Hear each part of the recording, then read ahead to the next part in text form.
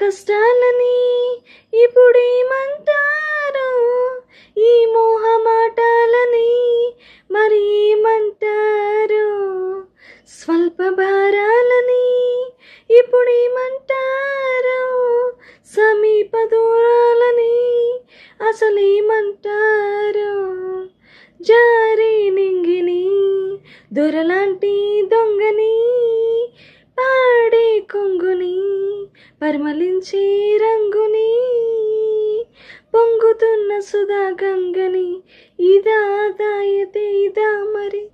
కష్టాలని ఇప్పుడేమంటారు, ఈ మోహమాటాలని మరి ఏమంటారు, స్వల్ప భారాలని ఇప్పుడేమంటారు, సమీప దూరాలని ఇప్పుడేమంటారు.